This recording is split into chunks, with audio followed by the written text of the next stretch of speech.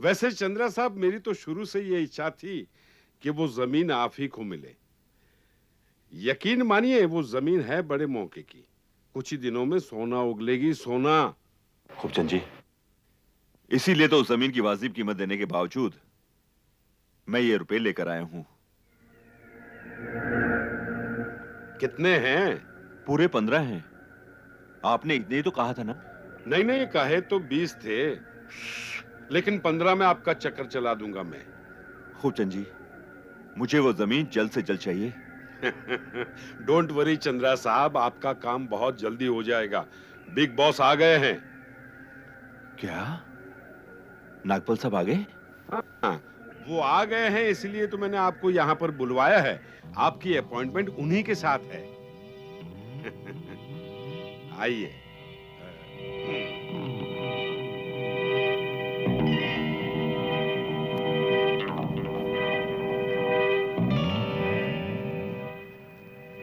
Welcome mister Dinesh Chandra, आइए।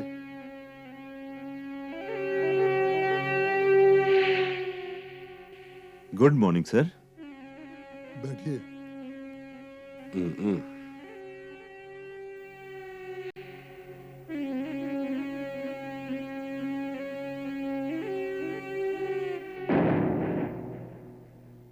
Sir, इनका payment आ गया है। गुड। जबान के पाबंद इंसानों के साथ काम करने में हम खुश होते हैं। By the way mister Chandra, तुम्हें इस लाइन में काम करते कितने साल हो गए हैं?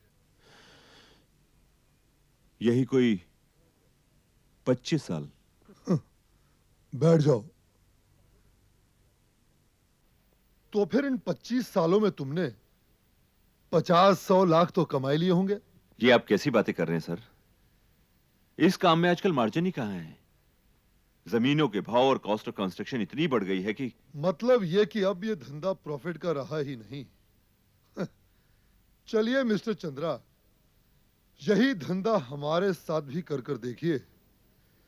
दिन महीनों में हमने आपको करोड़पति न बना दिया तो हमारा भी नाम नागपाल नहीं।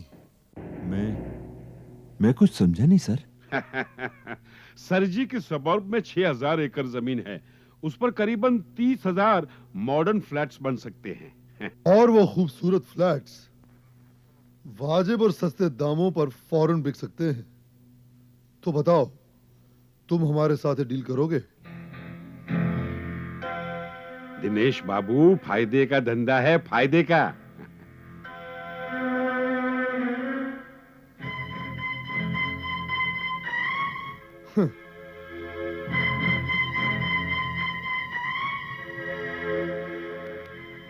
मतलब ये मिस्टर चंद्रा कि जमीन हमारी और कंस्ट्रक्शन तुम्हारी। प्रॉफिट का परसेंटेज तय कर लेंगे। ऑफर तो अच्छी है, लेकिन मैं कुछ सोच के बताऊंगा। सोचिए चंद्रा साहब, सोचिए। आइए आइए।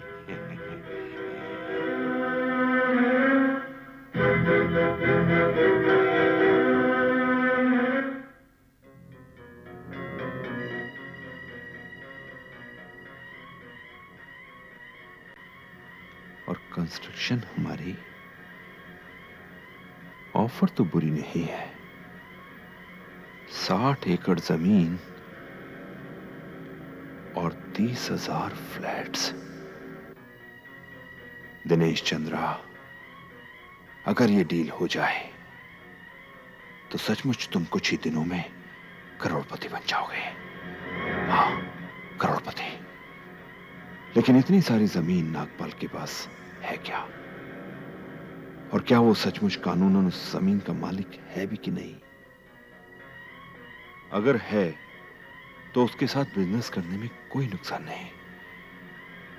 फिर भी मुझे इंक्वायरी तो कर ही लेनी चाहिए, कहीं उसके आदमी कोई पैंतरा ना फेंक रहे हो। कि पिटाई ने ऐसी नौबत लाई कि मौत से पहले मौत के मुंह में पहुंचाई। नौबत भाई, अब तो जब तक जिएंगे मौज में जिएंगे। मकान, दुश्मन अभी तक मरा नहीं है, जिंदा है। मेरा इशारा कार्तिक की ओर है। इसी सिलसिले में तुम लोग सबसे पहला काम ये करोगे, कल सुबह तुम लोग कार्तिक के घर जाओगे और उससे कहोगे कि डैडी, आपका ये फैसला बहुत अच्छा था। अब हमारे यहाँ हर काम करने वाला ट्रक ड्राइवर अपने ट्रक का खुद मालिक हो जाएगा। बेटे, उन्होंने हमारी कंपनी के लिए मेहनत भी बहुत की है। जी। अस्सलाम वालेकुम कार्तिक मियां।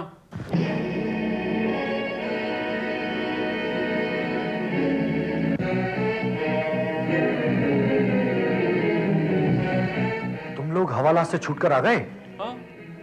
आ गए। हमें देख के सिट्टी पिट्टी गुड़ होगी। ऐसे मट्टी तो खूब पलित करवाई थी तुमने भारी। मक्खन मियां, वो कहते हैं ना, कभी दादा की वो कभी पोते की। मिट्टी पलीत तो अब हम कराएंगे इनकी। रशीद मियां, इस बार तो तकदीर तुम्हारा साथ दे गई, मगर बार बार नहीं देगी। और ये मेरा दावा है कि इस बार तुम तीनों को फिर से बेनकाब करके मैं बहुत जल्द जेल की सलाखों के पीछे पहुंचा दूंगा। वक्त हमारे साथ है कार्तिक मियां। हमारे आका हुजूर आ गए हैं और अब दुनिया की किसी जेल की सलाखें और बेड़ियां इतनी मजबूत नहीं जो बादशाह और उसके आदमियों को बांध के रख सकें। मैं तुम्हारा ये घमंड भी तोड़ूंगा। देखते हैं, तुम भी यहीं हो और हम भी यहीं हैं। शाह साहब, आज आम आदमी के लिए घर होना एक सपना सा हो गया है और जिसे पूरा करने के लिए वो अपनी पूरी जिंदगी खपा देता है। ठीक कह रहे हैं मिस्टर अमर। ऐसे ही लोगों की मुश्किल आसान करने के लिए हम थाना में एक नया कॉम्प्लेक्स स्टार्ट कर रहे हैं जहां लोगों को सस्ते में फ्लैट मिल सकेंगे। लेकिन एक बात समझ में नहीं आई, आपने अपने सुपरविजन में वहां काम करने से इनकार क्यों कर दिया? मैंने वहां काम करने से इनकार कर दिया? हाँ, हमारे फर्म के जनरल मैनेजर मिस्टर देसाई ने तो हमसे यही कहा था कि आप। ओह, उसी मिस्टर देसाई ने मुझसे यह भी कहा था कि आपने मुझसे वहां काम करवाने का फैसला बदल दिया है। नो नो मिस्टर अमर, मैंने तो ऐसा कुछ भी नहीं कहा था। मैंने तो वो डिजाइन आपसे इसलिए बनवाया था कि आप उस पर काम कर सकें।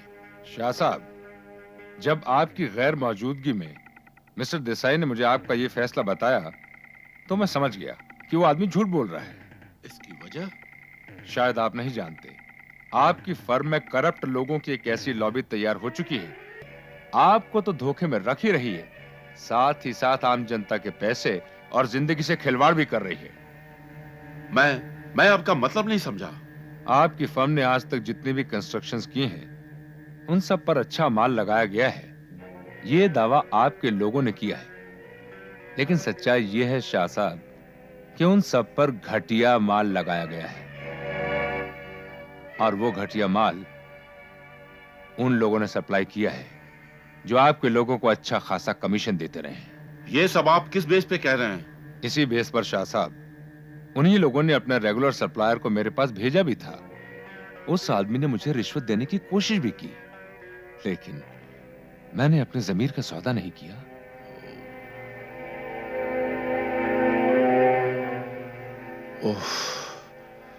It is so sad. It is really very sad, Mr. Amar. Shah साहब, मुझे इस बात का दुख नहीं है कि मैं आपके यहां काम नहीं कर रहा, लेकिन इस बात का दुख जरूर है कि आपके आदमी आप ही के साथ धोखा कर रहे हैं, आपकी फर्म की गुडविल को मिट्टी में मिला रहे हैं। नहीं मिस्टर अमर, अब मैं ऐसा नहीं होने दूंगा। ठीक है सर, मैं उन सब के खिलाफ सख्त एक्शन लूंगा। आप जैसा मुनासिब समझें वैसा ही एक्शन लें। मैंने आपको सच्चाई बता दी है। अच्छा शाह साहब। Okay sir.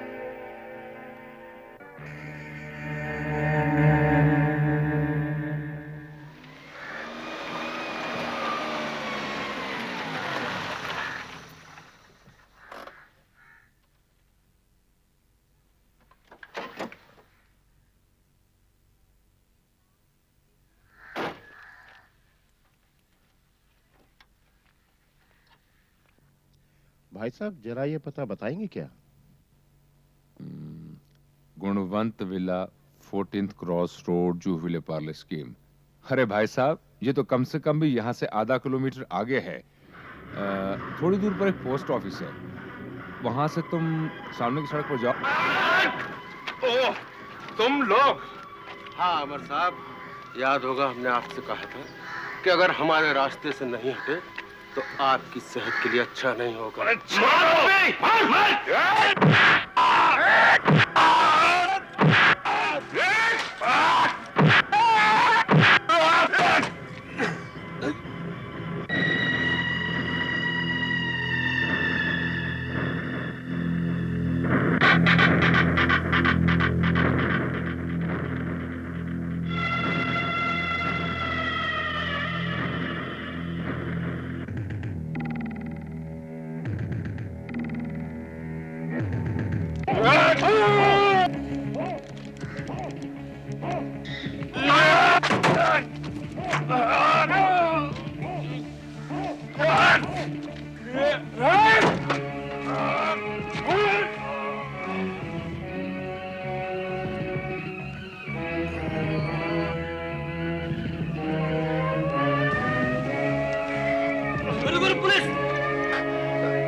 अमर चौधरी, आज तो तू बच गया, लेकिन मैं भी देखता हूँ बकरे की माँ कब तक खैर मनाती है।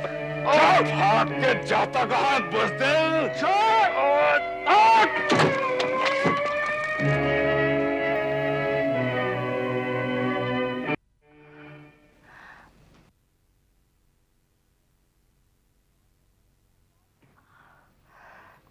क्या जरूरत थी आपको उन लोगों की शिकायत उनके मालिक से करने की?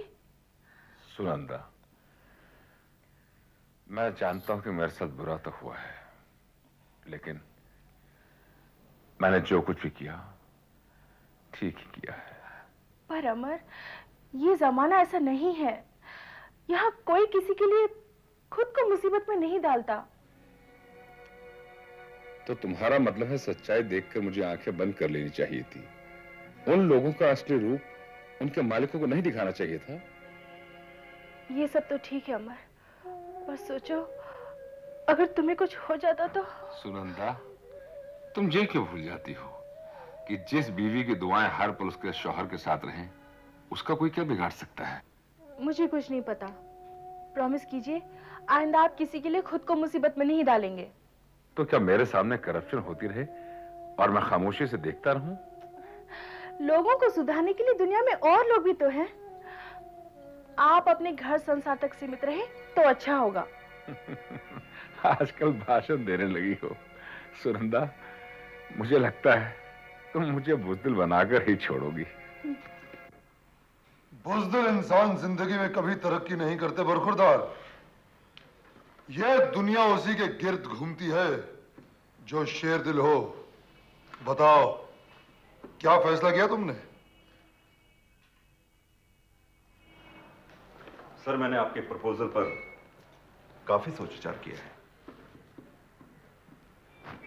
मैं आप लोगों के साथ काम करने के लिए तैयार हूं। तो टर्म्स एंड कंडीशंस तय कर ली जाए। हाँ, लेकिन वो टर्म्स एंड कंडीशन तय होने से पहले मैं जमीन की रजिस्ट्री के कागजात देखना चाहूंगा।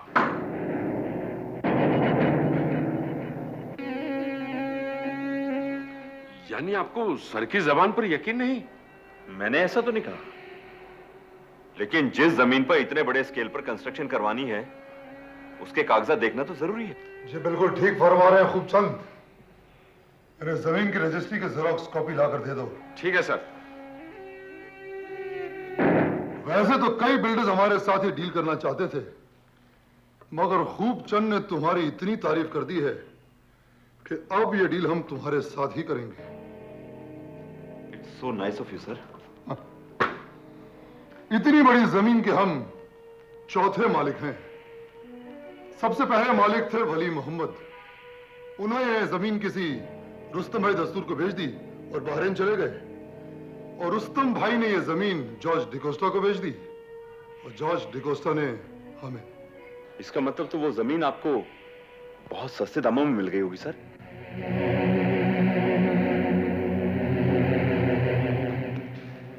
खुरदार, जमीन और सोने का दाम आज के भाव से आंका जाता है, गुजरे हुए कल के भाव से नहीं। ये कागजात। Thank you. तुम इसे ले जा सकते हो और तसल्ली हो जाने पर मुझे खबर कर देना। Okay sir.